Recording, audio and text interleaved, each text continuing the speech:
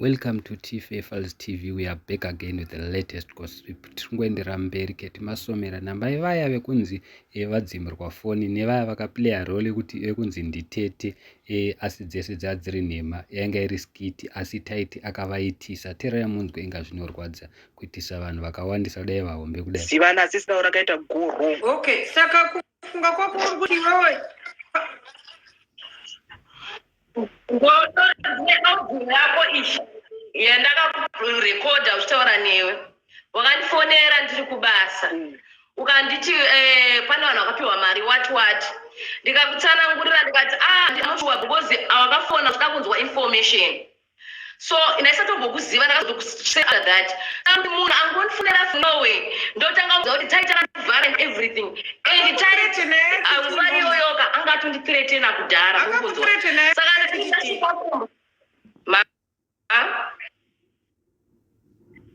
saka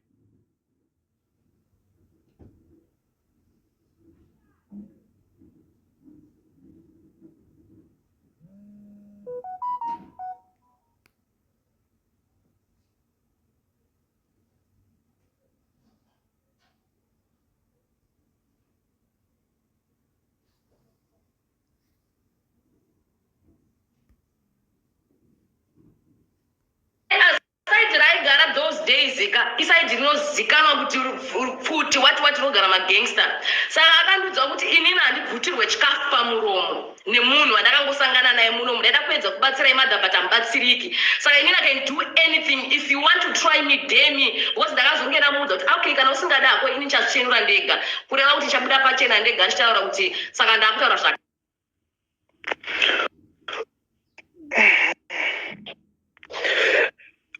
Okay, chipai anonzani uchi.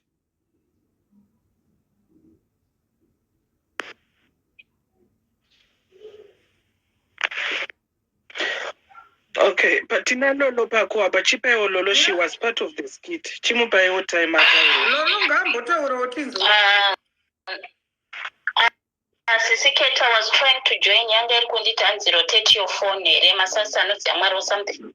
So regained my side of the story. Inili tight ndakamuziva ndichitori mudiki tisati tanyanya kuenda tisati takura pama page akandifonera taita akati namaskits ako lolo uchita maskits ndoda kushanda newe ndikati no it's okay those days ndaifambidzana nemunhu anonzi chipatana anozviziva ndikati but inini ndine partner yangu anoitawo maskits so kana kuri kuti uri kuuya kuzoita maskits tichaita pamwe chete nani nachipatana taiti akauya akati okay akauya tichiitira kwa Regina maskita auya tight akabhada kunditisa rimwe skit rekuti chipatana akabhati no lolo kana tiri kuti tiri kufambidzana inini I'm not going to allow that skit kuti riitwe because ameno skit raida kunditisa here ndakasingatawo something then chipatana obva azviramba paya pakazoita pakuti iye taiti akazoenderera kumberi achiwirirana naRegina then nenini anga asikachataure neni nachipatana anga asikachataure naye then vakafamba vese naRegina kusvika vazotadza kuwirirana ameno pavasina kuwirirana ipapo ndanga ndisipo zvadaro zvasvika paipapo taiti akazondifonera zvakare akati nhai lolo masiyirana atakazoita paya ndakangoona kuti uri murelationship so handina kukwanisa kuti ndinyanyoita maskits newe because ndakaona kuti wanga uri murelationship ndaizoavoidika kuita zvakawanda ndikati no it's okay saka wanga uri kuti kudii zvikanzi I was thinking kuti now because ndazosiyana nachipatana zvikanzi okay I was thinking kuti now tikwanisa kumboita maskits okay that's fine ndikatofara uchionawo nhamba yatight unonge uchitofara kuti wow tiri kuita maskits tose handitika zvadaro ndobva ati loloyo pane mukadzi watiri kunoisa maskits kwakati anova mukadzi uyu saka unoda here kuti utijoine ikoko tinoita maskits ikoko ndikati no it's okay for sure as for me handina mari yandakabudidza but I was so happy kuti I'm going to work natait namakoti mandinzwisisa ndasvika ikoko takasvika tichisvika paamai ava ndakatoita uber yangu vana taiti vakaitawo uber yavo vachisvika ikoko. Tasvika ndopakabva panzi orit buditsai maskits amakanyora. Ndopakabuda one of the skits iri raita hondo iri rabuda skit zvikanzi I still remember very very well kuti akauya nepoint yekuti ngatiriite iri review mukadzi waTight akati guys this kit ngatiriite iri review. Amai ava for sure vakatomboramba vakati vedu zita ranguwo ini ndiri munhu wekuchechi zvikazoita sei. So inini I didn't have any much say because I was just there as a person uya tiite maskits tine maskits atiri kuda kuita. Vari kubvunza kuti vaidana chibhatani here kufambidzana pamaskits. Zvadaro ndopaakabva ati abva zvanzi ngatiriite iriyo. Pakatomboita nharo by that moment. Amai ava vaitomboramba for sure vaitomboramba kuti aiwa ngatisariita iri review asi mukadzi waTight akamira akati ngatiriite iri review. Rikasvika skit kuzoitwa radaro zvikanzi iwe ndiwo wakuita tete lolongoro maskit musi kuti izvozvi mberi kwacho tinozongoudza vanhu kuti tanga tichitamba kuti we are queen and king wemaprank saka unongozi taitamba. So takangoita saizvozvo tikaita skit redu rikapera. Parakapostwa skit rakaita viral iroro amai avo vakatombondifonera lowazviona here kuti skit rapostwa apa riri kufamba zvisingaite kutegwa hatina kutegwa. Hani mazviona ininiwo kwandiri ndakutofonerwawo right and even ndoda akatombondifonera akati kozvi zvamuri kuita zvatiri kuona. Ndikati nhaiwe handisi kutomboziva because apa hatichatoziva kuti toita sei. Amai ava vakuti kana kuchechi handichazivi kuti ndoenda sei because vanhu vakunditi ndainyepa. Ininoda kunzi ndiri kunyepera vanhu. If you go through my TikTok videos munoona vanhu vachinditi unoutsinye wakadzimira hama yako foni wakazoita sei handiti paskiti riyare. Zvadaro ndopavakabva vazotaura ivo vana Tight vakataura naamai ava vakati ngatiitei second skit tobva tati imimi maiti prenga because imimi vanhu havatokuzivi ndokuti titokuchenesai tikakuchenesai that way vanhu vanobva vatoona kuti maiprenga then tobva tatobvunza vanhu kuti toshanda nawo here tichienda mberi chichichi. Takati aiwa apa ngatingobuda tese tichiti taitamba it was a prank for both of us. Namai ava vachiti hanzi aiwa tese tikasviba zvikazoita sei kana mukanzwa maaudio avo mukavateerera iye Tight anga achitotaura achiti aiwa imimi chingwetai kuti tati kuprenga imimi zvikanzi right ngatiitei second inonzi chii. Vakabva kumba kwavo vachi kusvika vasvika pamba paamai ava tikasangana pamba paamai ava vakaitwa that second video richinzi iprank. To our surprise hatina kutegwa zvakare. Ndopatakabva tuma skits takangoita inini rangu rakapostwa one then raamai handichazivi kuti vakapostirwa here maskits iwayo kana kuti havana kuposta. Zvisinei inini ndakabva ndati alright zvavatichenesa tichachiramba tichiendera mberi tichishanda nawo. Why? Because he promised us. Vakatipromisa vakati mukaona maskits aya apera iyi prank iyi yapera uye vanhu vazvikanganwa tichakontinya kuramba tichishanda tose. Then we were okay tikati alright kana vanhu vakazongoti zvapera then we will continue kuzoshanda tese. Then as time goes vanhu vachangoona kuti zveshuwa yanga iri planned thing zvazviri zvavo vangangoplana chichi. But to our surprise kuda kuzofonera Tight anga asikachabatike. Kuda kuti Tight tokumbira kushanda newe anga asikachaite. Inini Tight akambouya kumba kwangu before but anga asikachakwanise kuuya kumba kwangu. Inini pachangu I was at home handina kubvira ndakatsvaga Tight muupenyu hwangu but Tight akandifonera achiti ngatiitei maskits. Akambouya kumba kwangu but ndakanda kumufonera ndichiti Tight ndikumbira kuti uye tishande after that in that video but haana kuzomboda kuuya kumba kwangu. Inini ndakamumakawo anything but kubva ipapo haana kuzomboda kushanda kuti neni Tight kubva pachaita video iroro. Saka iko video makabuda muchiti chi ava vaiti mavadzimira foni imi makabuda muchiti ndadzimire makabuda muchiti no akaplaya role yekuti ndiye adzimira sisi vake foni vabva kuZimbabwe ndo role yangeri yalolo akabuda palive achitei papaskiti akabuda chiti akangoburiswa picture here kana kuti akabuda achitotaura kana kuti picture yake ndo yakangonzi ndiye adzima aiwa kwekupera kwelive. I wish daenda Edeka waiva wandiziva kana wakaona video iroro mangwana tichanatsokusendera video ubvo ndiona ndakatonyatsokuda because inini zvakaitika ndezvokuti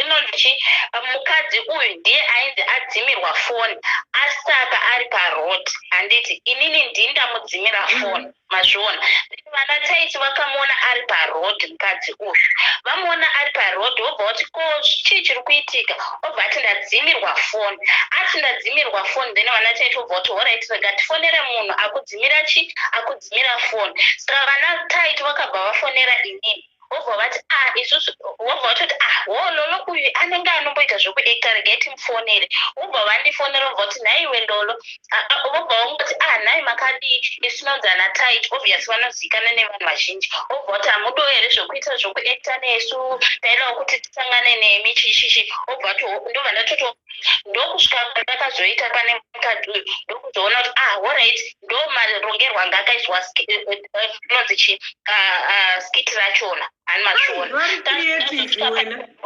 pandakazoita paya ndakutonyara kuti muna makoti wangu sei ndo marongerwo arakaita so ini ndakatobuda ndichinzi ndimi ndadzimira maiguru vangu foni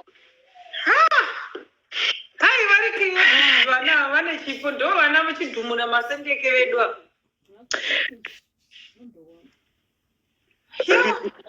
sisi makuchema musachemeni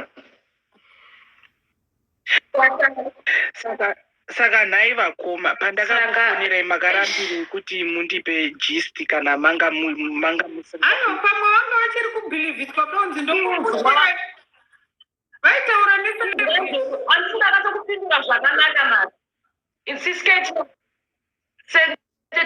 besides kudaro sisketina ndakatomupindura zvakanaka akati ndodo the blogger ndikatotaura naye zvakanaka akatondipa whatsapp number ndikamusendera whatsapp message akati chitiudzai nyaya tinzwe zvedu ndikamupindura zvakanaka ndikati ndichakuudzai mirai sandareni why because ndakatotereterwa kudhara nguva iyoyo ndakatoblokwa angatomteretera saka ndakasvika kumba kubvunzwa mabhururu kuti mozviona sei vakati siyana nazvo because munhu anoziva paunogara unosvika akaita anything ndokutya kwandakaita since lonasisa muchachitya mubvunzo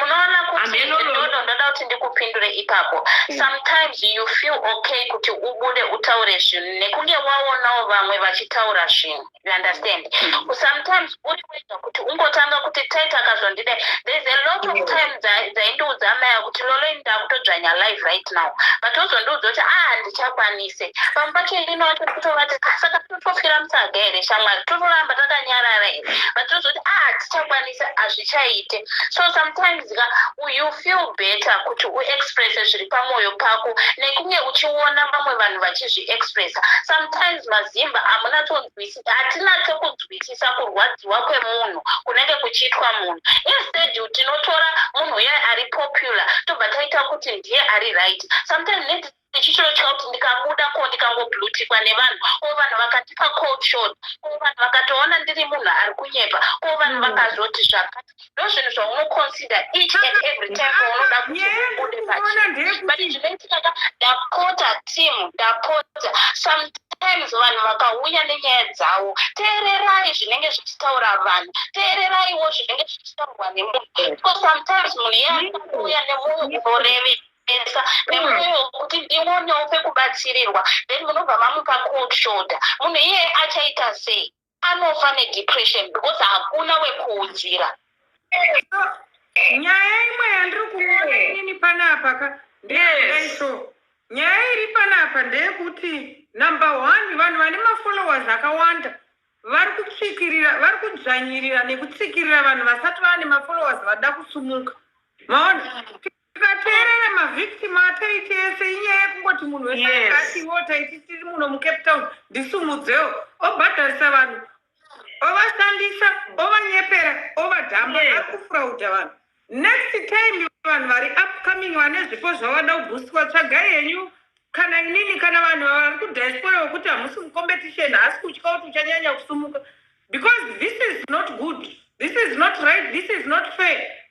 Playing with people's emotions kuti I can imagine paya pamakati ndadzimirwa phone nemurume, how many classmates, how many friends, how many neighbors, vanhu vekumusha vana sekuru vana bhudhi vana vakatraumatidzwa kuti ko zvafamba sei, kozoita vanokuziva vaiti uri kunyepa, then munhu ozitora mahara orega kutaga. That is very disrespectful.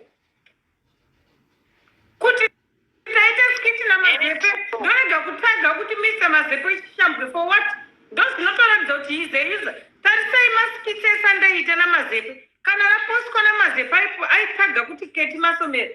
Inini ndikaposta chakaita namazepe, why are you not posting? Because why are you not tagging? Because une hutsinye, you are a user, you want to use people. Rine hutsinye zimukomana riya rine mazuroma akapapa riya.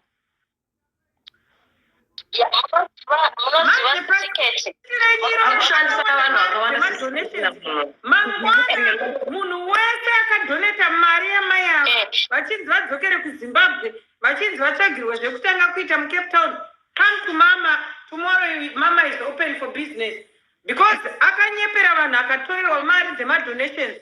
Another summons munonobatsirwa nani naMo Boys. Nyaya yako ndonyatsoinzwisisa watsanangura zvakanaka. That's so unfair. Because at the end of the day mese maingoda kuti musumudzwewo muzvinhu zvamunoita. But munhu akauya akatora advantage yekuti muri kuda mauya kuna Keti kuti ndisumudzewo kandionaenda palive pane vanhu vakawanda. Ndiitiro ichi ndokutorerai mari, ndorega kutagai, ndoshandisa mafesi enyu kuita mari, mari